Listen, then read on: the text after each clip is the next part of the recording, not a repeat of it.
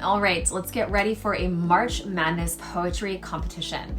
This activity is guaranteed to get your students involved, engaged, and learning all about poetry analysis and appreciation. So in this March Madness poetry competition, your students are going to get to vote on multiple rounds of Sweet 16 fun, learning all about poetry analysis and appreciation along the way as they ultimately vote on a winning poem. But before we dive into the video, please click subscribe where you're watching this for more like this one.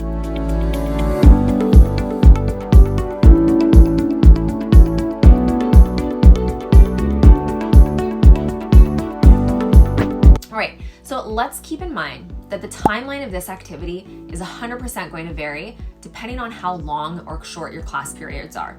So for example, the first round I'm going to talk about might take a few class periods. Students are reading and discussing 16 different poems. Each round, of course, is going to get shorter, right, as students narrow down the poems. So as you listen to how to organize this activity, I want you to think about how it might best work in your classroom. You know, is this a 2-week unit where this is the main focus, or is it something that you're going to stretch out for the whole month along with other curriculum with a little bit of time spent on each day? It's totally up to you, however you decide to do it, right? That's the beauty of this activity, is that you can easily adjust it to meet your needs. So for example, if starting with Sweet 16 and having 16 poems seems like, oh my gosh, that's going to take way too long, just simply start the activity with the Elite 8 instead. So now that you know you can adapt this if needed, I want to walk you through this activity.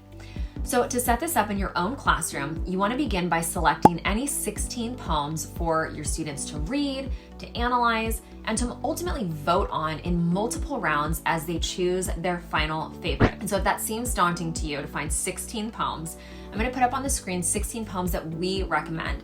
And they were chosen because of their diverse authors and topics and use of figurative language and imagery. So feel free to take a screenshot of these poems. That way you can go find a copy of them online after you watch this video. Okay, so now that you have the poems, you'll want to print out copies of all of these poems for students, or you can display them in your classroom, whichever way you want to go. And then on the first day of the March Madness activity, simply have students read the poems individually and make a prediction about which poem they think is going to be the champion. And this initial read is all for enjoyment, connecting with the poem on a human level, which is exactly what we talked about in our last YouTube video. Then on day 2 and beyond, students start to actually analyze the poems. So for the first round of voting, which may take a few class periods, students will work with a partner or a small group, and they'll read each poem again. They will focus on a topic found in the poems, such as friendship, dreams, uncertainty, etc. And it'll take a little bit of prep on your part because you'll want to pair up the poems before students read and analyze them. So for example, you can pair up Dreams and He Wishes for Cloths of Heaven. And a time-saving hack, if you choose to use the poems that we suggested earlier, just work your way down the list in the order we shared the poems, pairing every 2 together. So like 1 and 2 go together, 3 and 4, etc. We already did the hard part of pairing the poems for you to make that first round a little bit easier. So then you'll have students read both poems in each pairing and answer questions exploring the topics in the poem. So I'm going to give you these questions for you to write down, take a screenshot of, etc. So what is a topic that these 2 poems share? How does the author of each poem explore this topic? Think about the details they use to highlight the topic and anything they may be saying about the topic. In your opinion, which of the 2 poems in this matchup best explores this topic and why?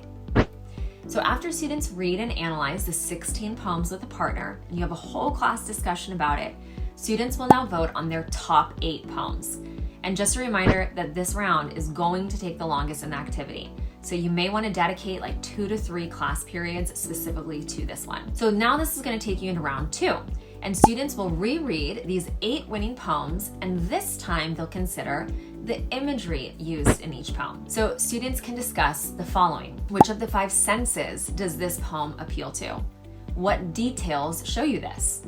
Why do you think the author is appealing to these senses? What effect does this choice have on the poem and the reader's experience in the poem as you're reading it? And in your opinion, which of the 2 poems in this matchup best uses imagery to engage the audience and enhance their poem, and why? Then, after students reread and analyze those 8 poems with a partner, and again, you have a whole class discussion about imagery, students will now vote on their top 4 poems. So we're going into the final 4, and that leads you into round 3. In this round, students will be considering the figurative language of the 4 poems that have moved on in the tournament. Students will be rereading these 4 poems again, but now they're looking for examples of figurative language that the author uses. They will discuss what effects these examples have on the poem, as well as the reader's experience of the poem. So finally, students will discuss which 2 poems in this round best uses figurative language to engage the audience and enhance the poem, as well as why. And of course, this is going to take you into that final round, the championship round, where 1 poem will be crowned the official winner.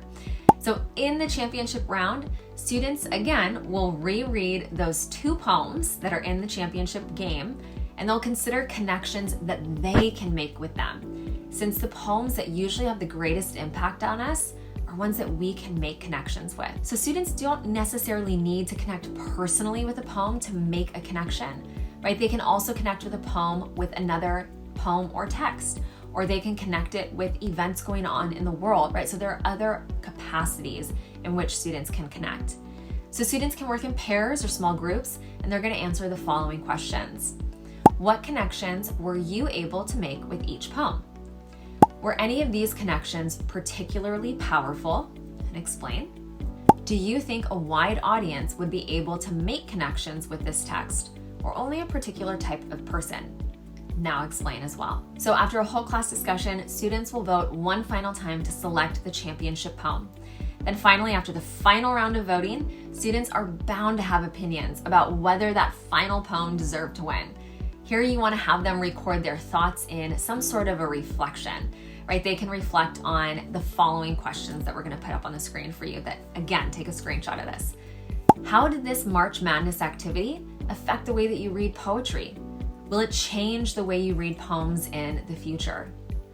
During the rounds of voting, you considered topic, imagery, figurative language, and connections. Is there anything else that a reader should consider when reading a poem? Do you agree with the final winner? If so, why? If not, which of the original 16 poems do you think is the best of all of them, and why? Now, when students are finished filling out the reflections, discuss their thoughts as a class.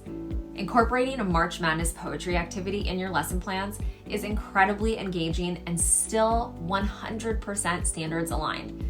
And if you and your students aren't thrilled about reading and discussing poetry, this activity might just be the thing that changes your mind.